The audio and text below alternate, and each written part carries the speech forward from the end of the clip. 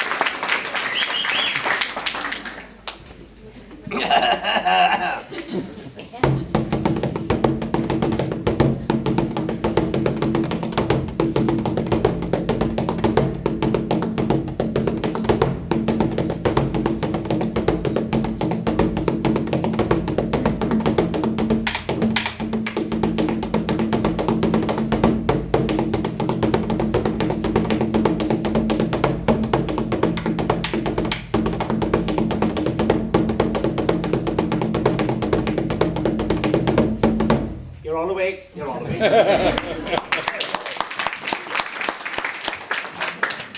So don't ben seo ríis, agus a ríis. Bhí 6 minutes in cage scale of Gestigum, and I thought I might try to tangle up a few things together. We had the most gorgeous audience last night from Mount Anvil, right? They were adorable, they were well behaved, and they seemed to enjoy themselves. So they're either back again because they have to be back, or they've enjoyed themselves. So the story I had in mind was to tie up a few things, because this is especially a big shout out for the girls in Mount Anvil, right? For their teachers, and for the past pupils as well. I think there are a few past pupils about Mount Anvil here as well. I don't normally do requests. I don't normally do requests unless I'm asked for them. So I was asked for the story, so it's very easy. Once I was asked for, I can tell this one, and it ties up with tonight. What night have we got tonight? We all know it's Saturday night. And Saturday night is famous for what? Going out. Would you go away and get a life for yourself? For the lottery. Everybody does the lottery. And there was this man, and he did the lottery on the Wednesday, he did it on the Saturday, he did scratch cards, he did everything, and he never won anything in his life. And he said, that's it, he said, that's it, I'm packing up everything, I'm going to pack up my whole life and go away, and I'm going to find God, and I'm going to ask God where my luck is, as I've never won anything in my life. And he travelled for an hour, he travelled for a day, he travelled for a week, he travelled for a month, and he travelled for a year and a day, until finally he came up outside this big forest with a big fence going around it. And under the fence was the mangiest looking wolf he ever saw in his life. And the wolf looked at him and said, what are you doing here? Oh, he said, I'm going away to find God. He said, to find out where my luck is. And the wolf said, oh, he said, when you find God, would you ask him, why am I so skinny and mangy, and what should I do about it? And he said he would. And he travelled on for an hour, for a day, for a week, for a month, for a year and a day, until finally he came into the middle of this big forest. And he was exhausted, and he was just about to sit down when he heard, don't sit down there. And when he looked behind him, there was a bush with 4 leaves, and as he looked, one of the leaves fell off the bush. No, said the bush, see what you're after making me do? I lost one of my leaves. What are you doing here anyway? Oh, he said, I'm going away to find God, to find out where my luck is. Oh, says the bush, when you find God, would you ask him, why am I so small when all the other trees around me are so big? How is it that I'm so small and all the other trees are so big? I'll do that, he said. And he travelled on for an hour, for a day, for a week, for a month, for a year and a day, until finally he came outside this cottage to die for. Whitewashed wall, thatched cottage, a garden with flowers and vegetables. Beautiful. He didn't see half it. For hanging over the half door was the girl of his dreams. I know there's gorgeous girls here tonight, but in fairness, she was a stunner. And she said, would you like to come in for a cup of tea? And he said he would, so they came in and they had a cup of tea and they got on well. And then it got a bit late and she said, would you like to stay for your dinner? And they got on terribly well. And then it got late and how do I put it, because there's young people here, they got on terribly well, if you understand what I mean. And after 3 months of getting on terribly well, if you understand what I mean, she said, not that I'm complaining, she said, but what are you doing here? Oh, Jesus, I nearly forgot. He said, I'm going to wait to find God, he said, to find out where my luck is. Oh, she said, when you find God, would you ask him, why am I on my own and what should I do about it? And he said he would. So I travelled on for an hour, for a day, for a week, for a month, for a year and a day, and he was just about to fall off the end of the earth.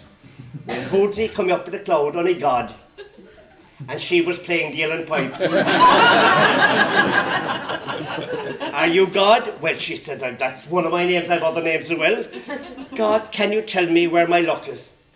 Oh, said God, your luck is all around you. All you have to do is reach out and grab it. What, he said? As simple as that. Yes, said God, all you must do is reach out and grab your luck. And he was going away and God said, hadn't you other questions for me? That's right, he said, and he asked the questions and he got the answers and he kept going and he didn't stop and he came to the cottage and she was there with the kettle boiling, of course.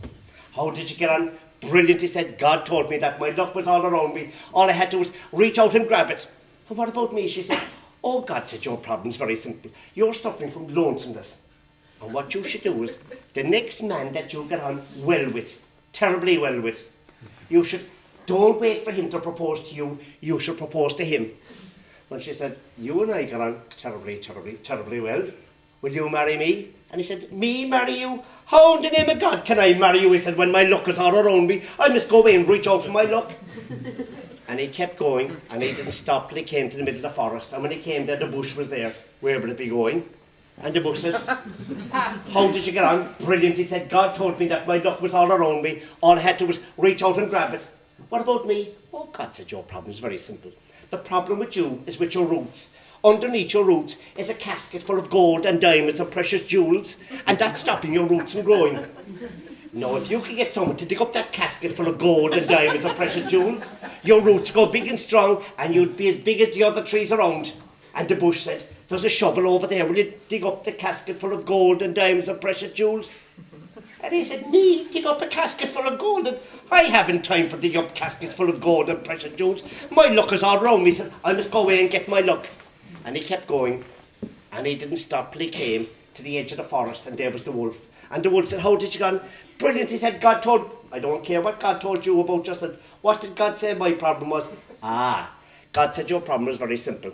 You're suffering from a thing called malnutrition. And God said the next silly, dopey man that comes along talking to you, you should eat him. He did, and it served him right. Listen, don't you all make the same mistake. All your luck is around you, would you just reach out and grab it? One fly said to the other, well, that's another way of looking at it. I went to my psychiatrist yesterday. I said, doctor, people keep ignoring me. He said, next. I said, but sometimes I think I'm a wigwam and sometimes I think I'm a teepee. He says, you're too tense. I said, sometimes I think I'm a dog. He said, get on the couch. I said, I'm not allowed on the couch. So I went to my GP. He said, I've given you a thorough examination. He said, I can't find anything wrong with you at all. It must be the drink. I said, all right, I'll come back when you're sober. But I said, I've got this terrible sore throat and I'm singing down on Cape Clear. So he said, stick your tongue out and go and stand over by the window. I said, will that help? He said, no, but I can't stand the old man across the road. He said, say I said, why? He said, my budgerigard died. I wrote a song about 1.5 years ago called The Ballad of Tom Crean, and I wrote the song after reading a marvellous book called The Unsung Hero, published by the Collins Press. And it brought back a lot of memories because when I was a boy in London, my father brought me up, he told me all the stories about Captain Scott and Shackleton, and he brought me up to the Charing Cross embankment, and the the ship Discovery was moored there at that time, back in the late 1950s, and took me on board the Discovery. And then when I read the book a year and a half ago about Tom Crean, it brought back all these boyhood memories about Tom Crean, who went on Shackleton's expedition to the South Pole, and he went on Scott's expedition, ill-fated expedition, and it was actually Tom Crean who found Scott's body in his tent. So I wrote this song, and it's got a chorus you can join in with. He ran away to join the Navy when he was just 15, the farmer's son from honest school, the tough and brave Tom Crean.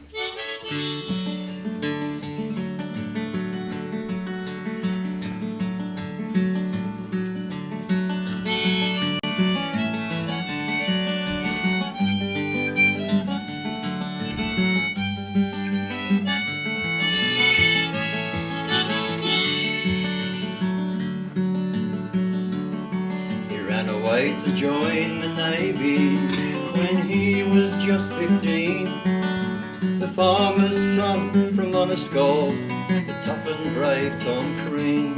That's the chorus.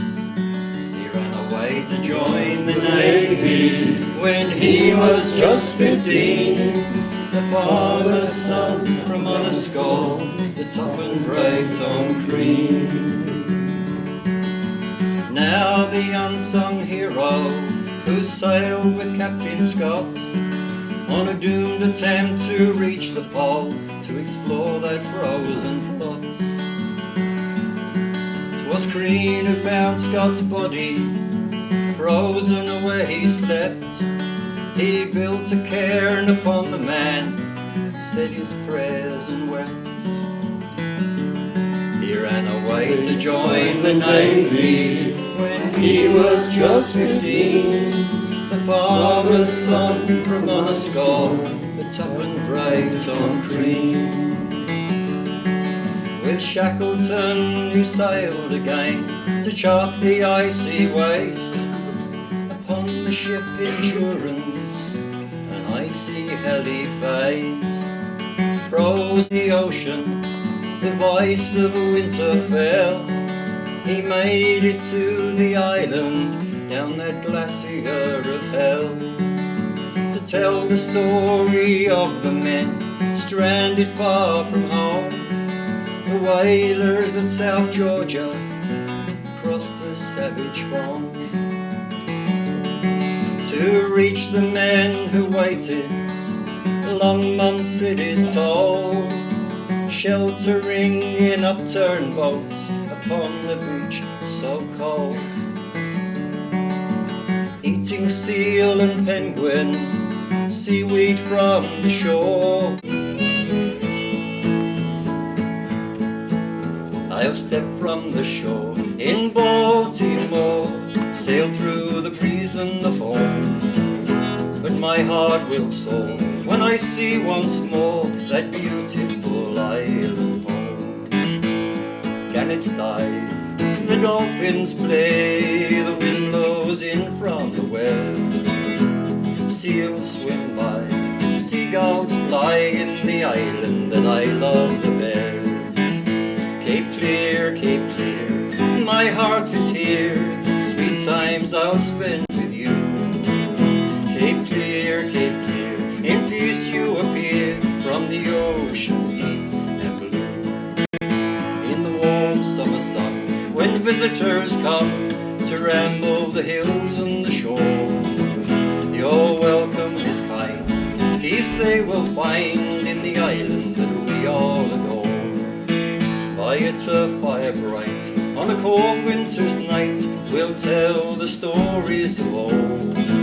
On each we depend, gathered as friends, as myths and legends unfold. Cape Clear, my heart is here, sweet times I'll spend with you. Cape Clear, in peace you appear from the ocean and blue. With a fast net in sight, sails set tight, we'll follow the wind and the tide. Let the compass spin round to the North Harbour bound, with the yacht safely moored side by side. would stand in the bar, sinking a jar, singing sea shanties of old. On each wavy pen, gathered as friends, as myths and legends unfold. Cape clear, my heart is here, sweet times I'll spend with you. Cape clear, in peace you appear from the ocean deep and blue.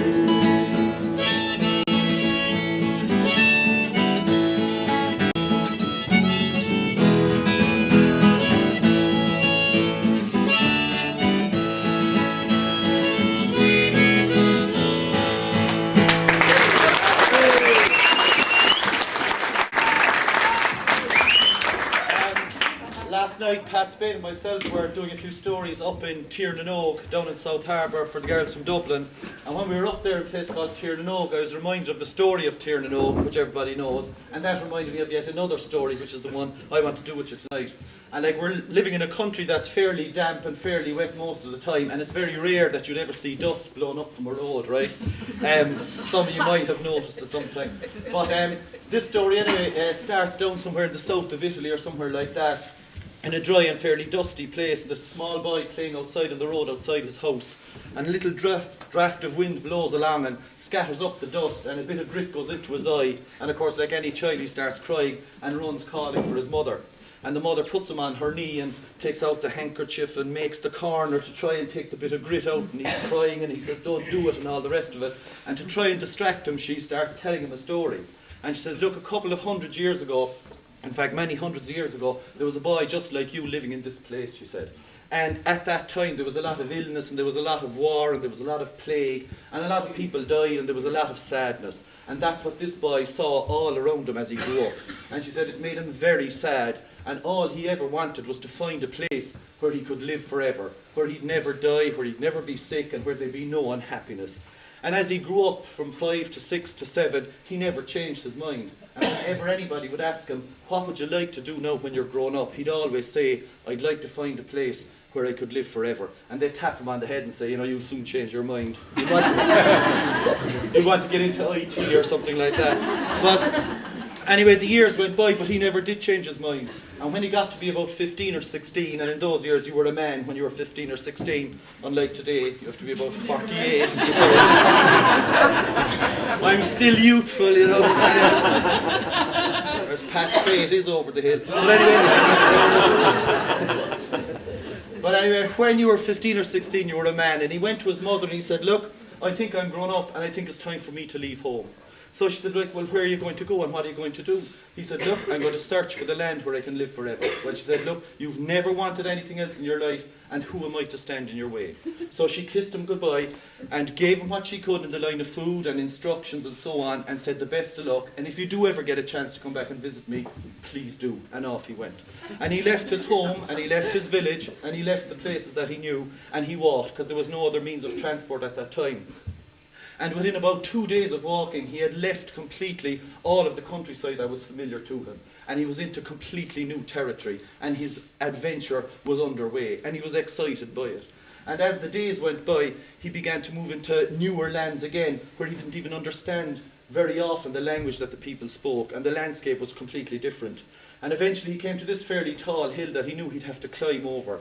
So up the hill he went. And when he was about halfway up the hill, he met this old man with a long grey beard down to about here. And the man had a barrow and a shovel and a pick, and he was digging into the side of the hill. So the old man greeted the boy, and the boy greeted the old man, and the man asked him, where was he going? And the boy said, "I'm looking for a land where I can live forever."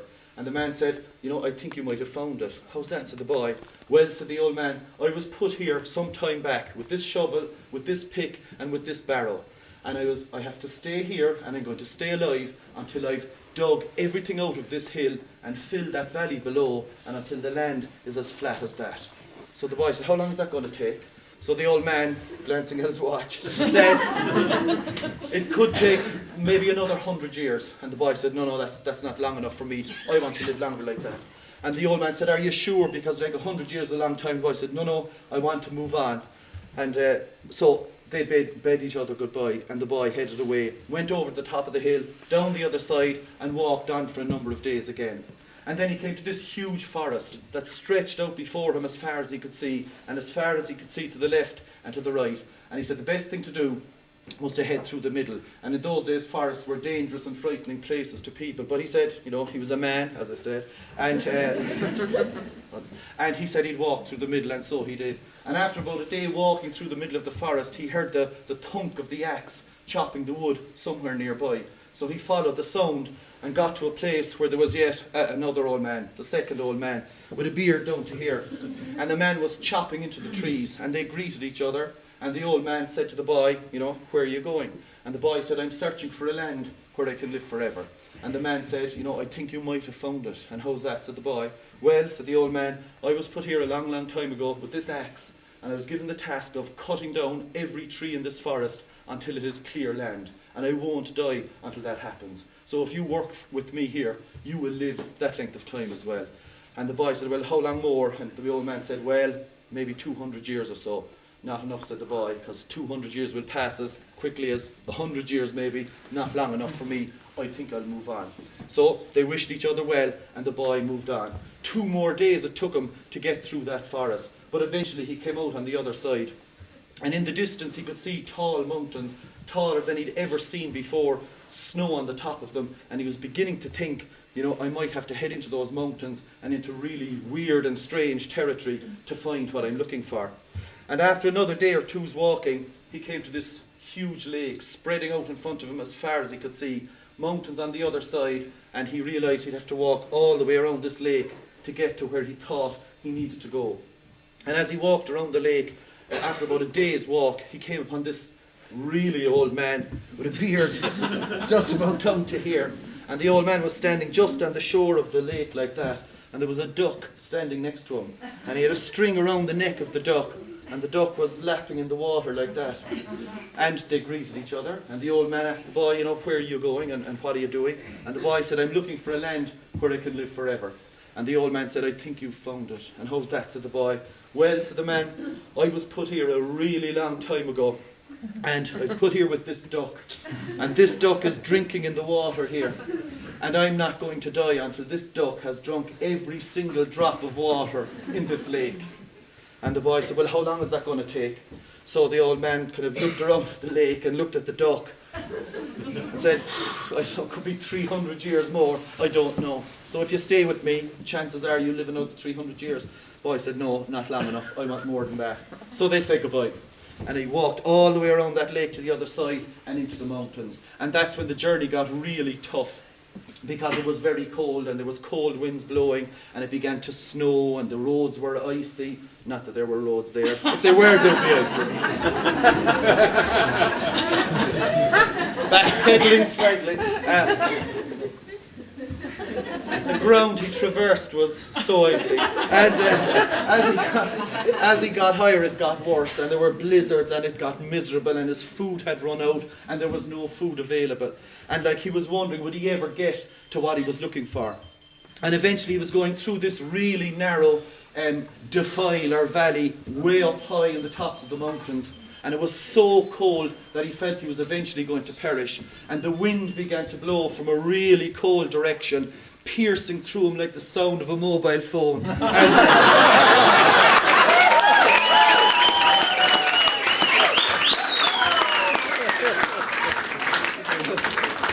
Especially when they wouldn't be turned off after 3 rings. But anyway, it was so cold. It was so cold.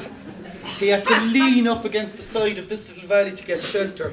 And as he was leaning against what he thought was pure rock, and as he touched it, he saw that it was in fact very, very ancient timbers. And he wondered what it could be. And he saw that it had roughly the shape of some kind of a really big door. So he picked up a loose rock and banged 3 times on the timber. And after a while he heard the door creaking open, and creaked open slowly, and there standing before him was this really old man. And like not only did his beard reach the ground, but went back between his legs, back through the corridor, back up the stairs he had come down.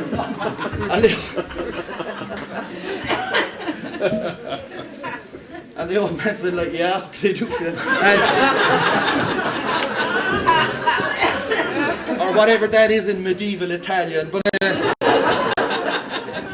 so So the boy said, look, I'm looking for the land where I can live forever, and I hope to Christ this is it, because I'm frozen.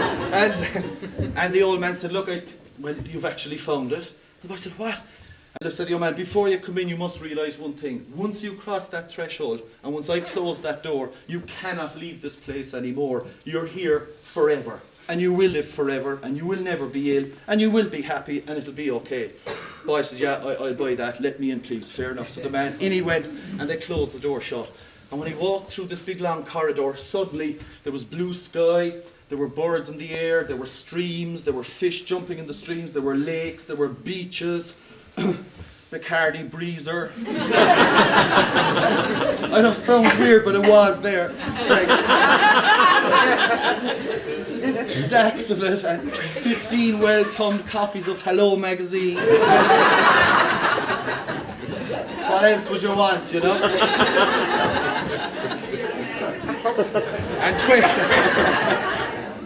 And 20 major in a box of matches. But, so he said, I've arrived, like I'm here. And he really had a good time, and he fished and he swam and he hunted and he picked strange exotic fruits from the trees. And the old man had this huge library that contained all the books of the world, all the knowledge that was ever gathered up to that time. And he read them all, as well as, you know, sneaking hellos, you know, in his free time. Or bonjournos or whatever it was called.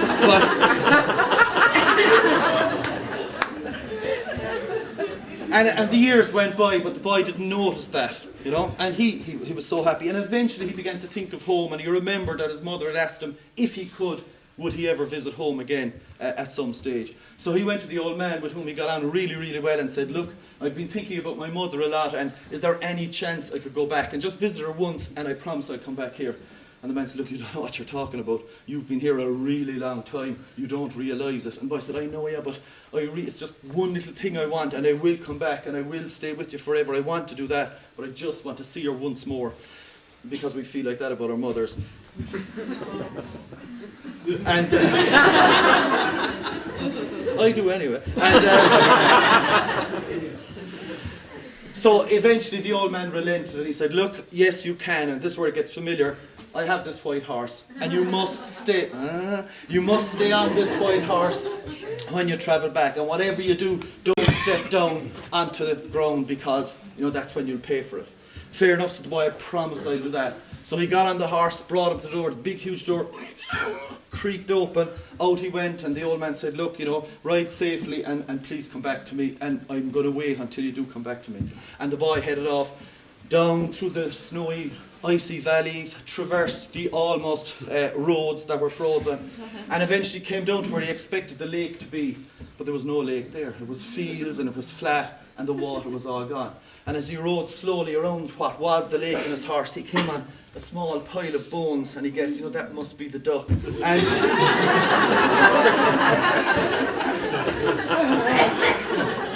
there was a big sign that said duck, you know. You get in late medieval Italian at this stage. Anyway, and he went beyond the lake, came to where the huge forest was, and there was no forest there. There were houses, there were fields, there were people farming, smoke coming out of chimneys and stuff. He said, you know, I have been away a long time. Through that area he went and came to where the hill was with the old man, and the hill was gone, and the valley was full, and there were roads there, and there were bridges, and there were people working, and people who looked at him strangely. And by the kind of the run of the landscape and the run of the hills and the line of the rivers, he guessed when he was coming close to the village where he grew up. And came to the village, and it didn't look anything like what it looked like when he was young. And he realised he'd been away so long, and he didn't really understand what people were saying, and they were looking at him fairly askance as he rode through on this white horse, wearing his early medieval clothes, when they were now into, you know, kind of BT2 stuff. And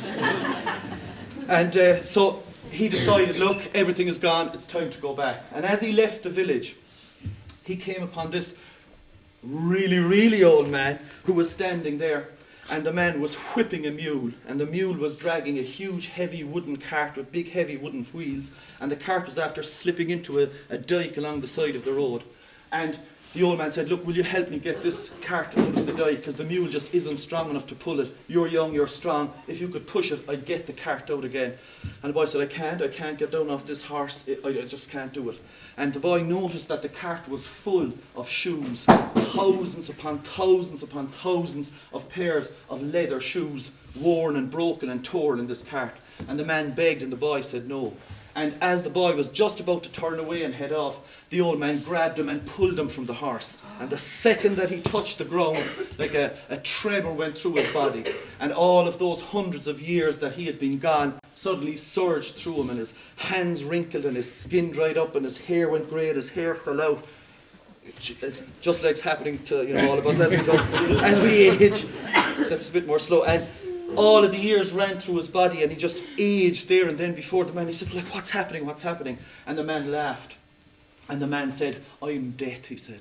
And for more years than I can count or remember, I've been searching for you, he said. High and low, through all the countries I could find, valleys, hills, caves, hidden places. And he said, that cart is full of the shoes I've worn through all those hundreds of years, looking for you. As the boy, and with that, the boy died, fell to the ground, and his body just turned to dust like that. And death just wrapped his black cloak around him and went off searching for more people.